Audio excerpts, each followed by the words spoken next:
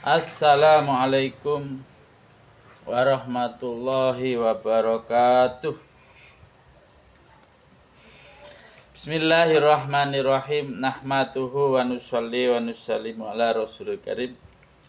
Asyhadu an la ilaha illallah wa asyhadu anna Muhammadan abduhu wa rasuluh.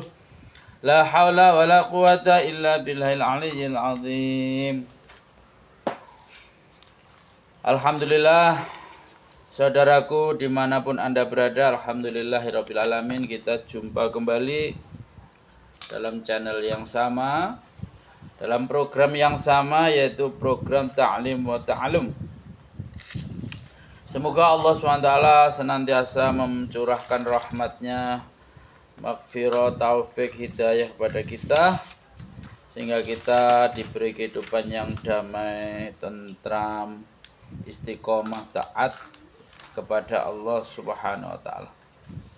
Saudaraku yang dirahmati Allah Subhanahu wa taala, kita lanjutkan taklim kita, yaitu tentang keutamaan menginfakkan harta. Yang kemarin pentingnya zuhud, qanaah dan tidak minta-minta. Hari ini kita melanjutkan yang bab tentang keutamaan menginfakkan harta. Sampai ayat kelima. Bismillahirrahmanirrahim. Siapakah yang mau memberikan pinjaman kepada Allah, pinjaman yang baik? Maksudnya menafkahkan hartanya di jalan Allah, maka Allah Subhanahu wa taala akan melipat gandakan pembayaran kepadanya dengan berlipat ganda. Dan Allah Subhanahu wa taala yang menyempitkan dan melapangkan rezeki, dan kepadanya lah kamu dikembalikan. Al-Quran surat Al-Baqarah ayat 245. Keterangan menginfakkan harta di jalan Allah Subhanahu wa taala diibaratkan seperti memberi pinjaman. Jika pinjaman pasti akan dikembalikan. Dengan demikian pula halnya dengan membelanjakan harta di jalan Allah.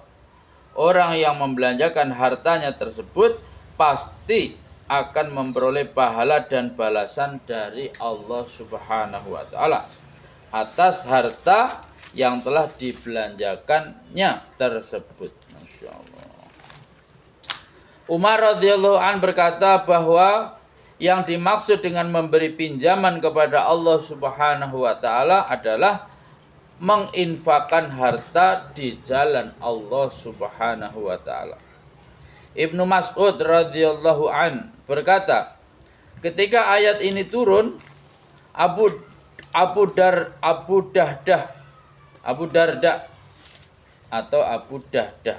Al-Ansari radhiyallahu an, Abu Darda Al-Ansari radhiyallahu an, datang kepada Rasulullah sallallahu alaihi wasallam dan bertanya kepada beliau, "Wahai Rasulullah, apakah Allah Subhanahu wa taala meminjam dari kami?" Rasulullah sallallahu alaihi wasallam menjawab, "Benar." Kemudian Abu Darda radhiyallahu an berkata, "Ulurkanlah tangan engkau yang mulia itu, wahai Rasulullah, untuk saya pegang agar dapat berbaiat kepada beliau." Maka Rasulullah Shallallahu Alaihi Wasallam mengulurkan tangan beliau dan Abu Dardah radhiyallahu an memegang tangan Rasulullah Shallallahu Alaihi Wasallam sebagai lambang perjanjian. Dan ia berkata, "Wahai Rasulullah, saya telah meminjamkan kebun saya kepada Allah. Di kebun Abu Dardah radhiyallahu an tersebut terdapat 600 pohon kurma. Dan di kebun itulah istri dan anak-anaknya bertempat tinggal." Setelah itu ia pun menuju ke kebunnya, dan setelah memanggil istrinya, yaitu Ummu Dardah radhiyallahu anha, ia berkata, "Mari kita keluar dari kebun ini, karena saya telah memberikan kebun ini kepada Rabb saya." Dalam hadis yang lain, Abu Hurairah radhiyallahu an berkata, kemudian Rasulullah Shallallahu alaihi wasallam membagi-bagi kebun tersebut untuk beberapa anak yatim. Dalam sebuah hadis diterangkan bahwa ketika ayat di bawah ini diturunkan, man jaa bil hasanati falahu asyru amsalihha. Barang siapa melakukan suatu kebaikan, maka baginya pahala 10 kali lipat. Maka Rasulullah Shallallahu Alaihi Wasallam berdoa, ya Allah, lebihkanlah pahala bagi umatku lebih banyak lagi. Kemudian turunlah ayat berikut ini. Ma'adalladzi yuqridullaha qardan hasana fayudha'ifahu lahu ad'afan katsira. Barang siapa mau memberi pinjaman kepada Allah dengan pinjaman yang baik, maka Allah Subhanahu wa taala akan melipat gandakan pembayaran kepadanya dengan berlipat ganda. Quran surat Al-Baqarah ayat 245. Kemudian Rasulullah Shallallahu Alaihi Wasallam berdoa lagi, ya Allah, tambahkanlah pahala umatku. Maka turunlah ayat sebagaimana yang akan diketengahkan pada ayat ke-7 nanti. Kemudian Rasulullah Shallallahu Alaihi Wasallam berdoa lagi, ya Allah, tambahkan lagi pahala untuk umatku. Terhadap doa Nabi Shallallahu Alaihi Wasallam tersebut, maka turunlah ayat berikut ini. Innama yuwaffas sabiruna ajrahum bighairi hisab.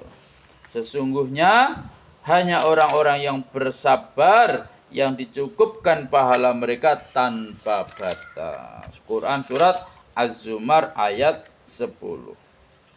Dalam sebuah hadis disebutkan bahwa seorang malaikat berseru, siapakah yang pada hari ini bersedia memberi pinjaman dan besok akan mendapatkan kembalian sepenuhnya? Sedangkan dalam hadis lain diterangkan bahwa Allah Subhanahu wa taala berfirman, wahai manusia, amanahkanlah hartamu kepadaku. Tidak ada kekhawatiran harta itu akan terbakar, tenggelam atau dicuri. Dan aku akan mengembalikannya semuanya kepadamu ketika kamu sangat memerlukannya.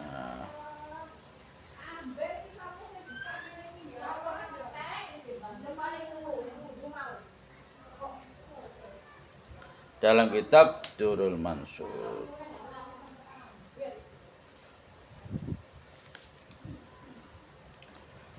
Alhamdulillah, saudaraku yang dirahmati Allah Subhanahu wa taala, apa yang kita dengar, apa yang kita mudah-mudahan Allah SWT beri kepahaman, niat mengamalkan dan niat menyampaikan. Saudaraku yang dirahmati Allah SWT, semoga taklim hari ini Allah beri kepahaman, dan jangan lupa saudaraku doakan Al-Fakir di sini agar Allah Subhanahu wa taala selalu istiqomahkan dalam iman dan dalam usaha tasimah. Saudaraku dari mata Allah SWT, karena pada hakikatnya iman itu hati manusia berbolak-balik. Begitu pula iman bisa bertambah, bisa berkurang. Maka kita selalu minta kepada Allah Subhanahu wa taala agar selalu diistiqomahkan iman kita, agar hati kita selalu dibolak-balikkan dalam ketaatan kepada Allah SWT. Saudaraku yang dirahmati Allah SWT, kita tutup dengan doa kifaraah majelis. Subhanallah bihamdihi, subhanakallahumma bihamdika, asyhadu an la ilaha illa anta, astaghfiruka wa atubu ilaik. Wassalamualaikum warahmatullahi wabarakatuh.